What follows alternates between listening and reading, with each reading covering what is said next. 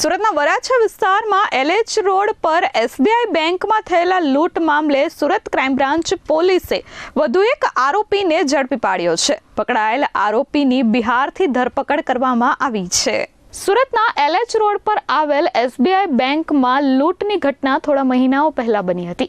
આ લૂંટ કેસમાં પોલીસે વધુ એક આરોપીની ધરપકડ કરી છે. સુરત ક્રાઇમ બ્રાન્ચ પોલીસે આ અંગે માહિતી આપતા કહ્યું કે 27 એપ્રિલના રોજ SBI બેંકમાં જે લૂંટ થઈ હતી તે લૂંટની ઘટનાને 5 થી 7 ઇસમોએ અંજામ આપ્યો હતો. સુરત ક્રાઇમ બ્રાન્ચ અને લોકલ પોલીસની ટીમોએ તપાસ કરી 1000થી વધુ કેમેરાની તપાસ કર્યા બાદ આરોપીઓને ઝડપી પાડ્યા હતા.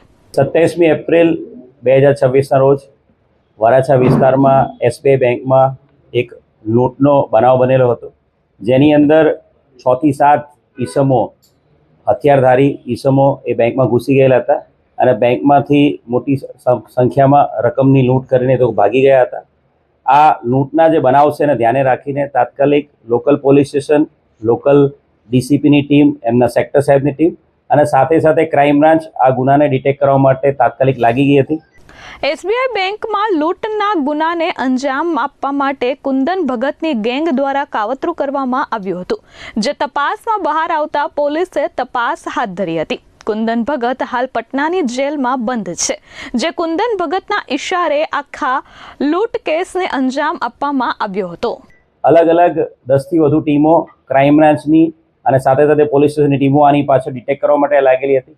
સમગ્ર શહેરના જે વિશ્વાસ પ્રોજેક્ટ છે ગુજરાત ગવર્મેન્ટનો, એ વિશ્વાસ પ્રોજેક્ટ અંતર્ગત લગાવેલા તમામ કેમેરા, 1000થી વધુ કેમેરા અને આસપાસના વિસ્તારના તમામ કેમેરા એમાં ચેક કરવામાં આવ્યા હતા અને હ્યુમન ઇન્ટેલિજન્સ અને ટેકનિકલ ઇન્ટેલિજન્સ આધારે આ આખો જે લૂંટનો બનાવ છે, SBI બેંક લૂંટનો બનાવ, એ કુંદન ભગતની ગેંગ દ્વારા કરવામાં આવ્યા હોવાનું પ્રસ્થાપિત થયું હતું. કુંદન ભગત હાલ પટનાની જેલમાં છે. કુંદન ભગતને આવનારા દિવસોમાં સુરત શહેર પોલીસ ટ્રાન્સફર વોરંટ આધારે એની પણ પટના જેલમાંથી એની ધરપકડ કરીને સુરત શહેરમાં લાવવાની છે. આ લૂંટના ગુનાને અંજામ આપવા એડવાન્સમાં એક ઇસમ સુરત મોકલી આપવામાં આવ્યો હતો, જે ઇસમ દ્વારા આરોપીઓ માટે સિમ કાર્ડની વ્યવસ્થા કરવામાં આવી હતી. 2 મહિનાથી આ ગુનાને અંજામ આપવા રેકી કરવામાં આવી હતી. પોલીસે હાલ મતીશ ઉર્ફે મુકેશ કુમાર નામના ઇસમની બિહારના મોતીહારી અને ચંપારણ્ય ખાતે તપાસ કરી ધરપકડ કરી છે. આ કુંદન ભગતે આખી આ જે લૂંટનો બનાવ છે એનો અંજામ જેલમાંથી બેઠા જ પ્લાન કર્યો હતો. જેલમાં બેઠા અલગ બિહાર, યુપી, અલગ રાજ્યોના આરોપીઓ જે પહેલા લૂંટ, આર્મ્સ એક્ટના ગુનાઓ પકડાયેલા એનો સંપર્ક કર્યો હતો. એ તમામને કોડવર્ડ આપવામાં આવ્યા હતા, કોડ નેમ આપવામાં આવ્યા હતા. એમની માટે અલગ સિમ કાર્ડની વ્યવસ્થા સુરત શહેરમાં એડવાન્સમાં એક માણસ મોકલીને તમામ તૈયારીઓ કરવામાં આવી હતી. 2 મહિના સુધી આ તમામ માણસો વારાફરતી અહીંયા આવતા ગયા અને 2 મહિના સુધી સમગ્ર સુરત શહેરમાં અલગ પ્લેસ પર રેકી કરવામાં આવી હતી. સુરત ક્રાઇમ બ્રાન્ચની ટીમ સતત 8 દિવસ સુધી બિહાર રહી હતી અને ત્યારબાદ ત્યાંના સ્થાનિક લોકોનો વેશ પલટો કરી આરોપીને ઝડપી પાડ્યો હતો. પકડાયેલ આરોપીઓને કોડવર્ડ આપવામાં આવ્યા હતા, જેથી કરી તેઓ પોલીસ પકડથી બચી શકે. હાલ પોલીસે મતીશ ઉર્ફે મુકેશ કુમારની ધરપકડ કરી છે અને આ ગુનામાં સંડોવાયેલા અન્ય ઇસમોને પકડવાના ચક્રો ગતિમાન કર્યા છે.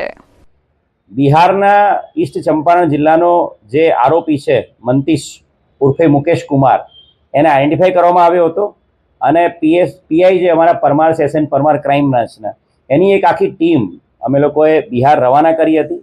બિહારના ઈસ્ટ ચંપારણ, પૂર્વ ચંપારણ અને મોતીહારી જિલ્લા, એ બંને જિલ્લાઓમાં ત્યાંની લોકલ પોલીસનો સંપર્ક કરવામાં આવ્યો, ત્યાંની મદદ લેવામાં આવી અને ક્રાઇમ બ્રાન્ચની ટીમ સતત 8 દિવસ સુધી ત્યાં હાજર રહીને અલગ લોકોને પૂછપરછ કરીને, ત્યાં ખાનગી પહેરવેશમાં, ખાનગી કપડામાં ત્યાં રહીને ત્યાંના લોકોની પૂછપરછ કરીને અને અલગ ગામડાઓમાં સતત વિઝિટ કરીને આજે આરોપી જે રોજ પોતાના નિવાસ બદલતો હતો, રોજે પોતાના ગામડામાંથી ભાગતો ફરતો હતો, એ આરોપી મતીશ કુમાર ઉર્ફે મુકેશ કુમારને 30મી મેના રોજ એને પકડી પાડવામાં આવ્યો છે.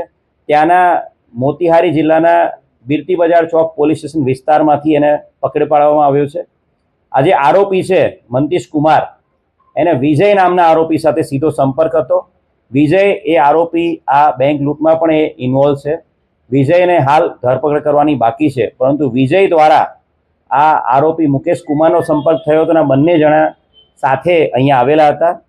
વિજયે આ આરોપીની પૂછપરછમાં એ પણ ખબર પડી છે કે આ લૂંટના અલગ અલગ ગુનાઓને અંજામ આપવા માટે આ વિજયનો નાનપણથી મિત્ર છે મુકેશનો, અને વિજય આરોપીને ત્યાં બિહારમાં એને ફાયરિંગની પ્રેક્ટિસ પણ કરાવેલી છે અને ફાયરિંગ પણ ત્યાં એને શીખવાડેલું છે, જેથી કરીને કોઈ પણ ક્રાઇમને અંજામ આપવા માટે એ લોકો જાય તો ક્યાંક કોઈ એવો બનાવ બને, ફાયરિંગ કરવાની ઉપસ્થિત થાય તો એ લોકો ફાયરિંગ પણ કરી શકે.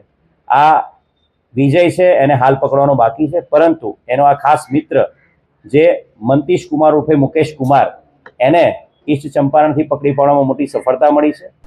Bureau report S24 news, Surat.